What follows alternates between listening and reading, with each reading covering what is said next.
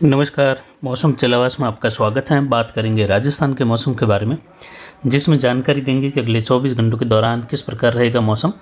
वैसे देखा जाए तो आने वाले लगभग 8 से 10 दिनों तक भी राजस्थान के उत्तरी इलाकों से लगाकर उत्तर पश्चिम हिमालयी राज्यों में और पश्चिमी राजस्थान के कई भागों में बादलों की आवाजाही का दौर बना रहेगा।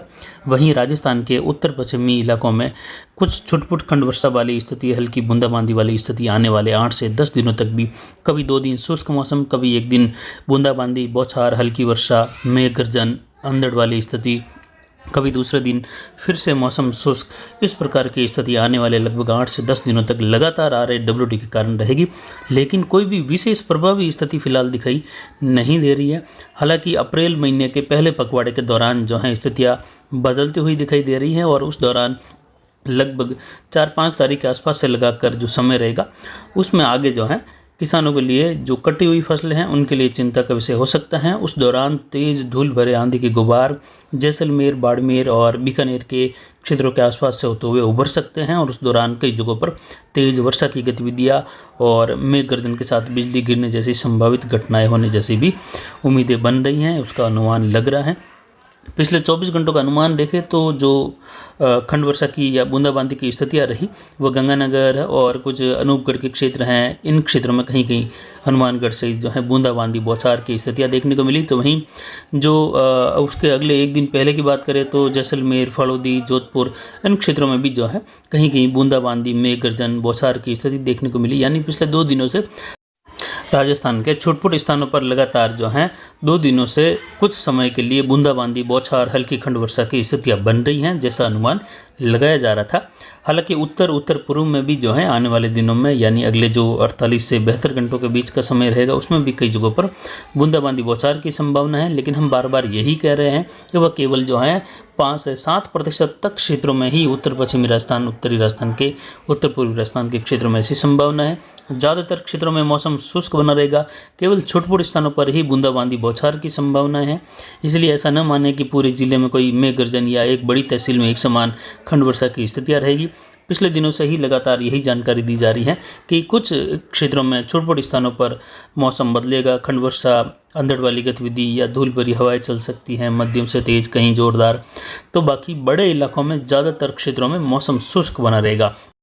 और ज़्यादातर क्षेत्रों में मौसम के शुष्क बने रहने का मतलब कि किसी भी जिले या किसी भी हिस्से, जैसे उत्तर पश्चिम या उत्तरी राजस्थान के लगभग 90 से 95% तक क्षेत्रों में मौसम शुष्क बना रहे, तो ये ज़्यादातर हिस्सों में जो है माना जाता है या वह जानकारी बताई जाती है। पिछले 24 घंटों के दौरान अधिकतम तापमान काफ़ी बढ़ गया और इस सीजन में पहली बार जो है 44 डिग्री तक तापमान दर्ज किया गया अरावली रेंज के क्षेत्रों में।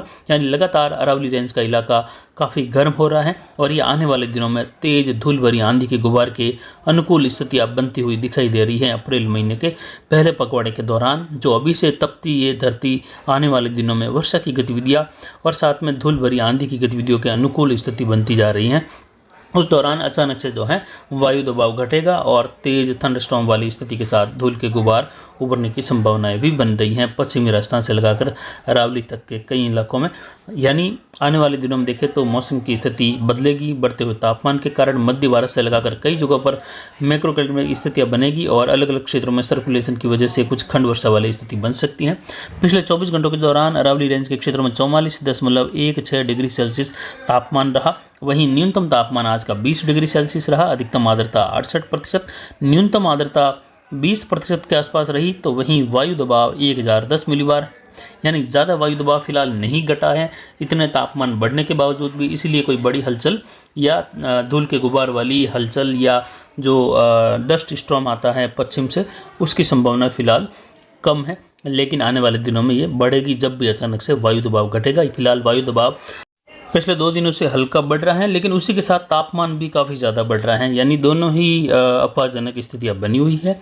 लेकिन आने वाले दिनों में और अगले 24 से 36-72 घंटों के बीच का समय भी देखें तो छुटपुट बूंदाबांदी, बौछार की संभावना है। आने वाले दिनों में 4-5 दिनों के दौरान देखें तो उत्तरी राजस्थान के क्षेत्रों में खंड वर्षा, बूंदाबांदी, बौछार की संभावना हल्की रहेगी। एक दो स्थानों पर कहीं कहीं मध्यम बौछारें गिर सकती हैं और मेघ गर्जन के साथ बिजली चमकने की स्थिति बनने की संभावना है। बाकी ज़्यादातर क्षेत्रों में मौसम के शुष्क व गर्म और उमस भरे मौसम की स्थिति बनती हुई देखने को मिल सकती है। आने वाले दिनों में 15 अप्रैल तक के आसपास जो है आपको मानसून सीजन 2024 के बारे में पहले पूर्वानुमान के तहत बड़ी मौसमी प्रणालियों को लेते हुए आपको जो है पहला पूर्वानुमान देने की कोशिश करेंगे, तो उस दौरान जो है 15 अप्रैल के आसपास आप उस वीडियो को देखना न भूलें।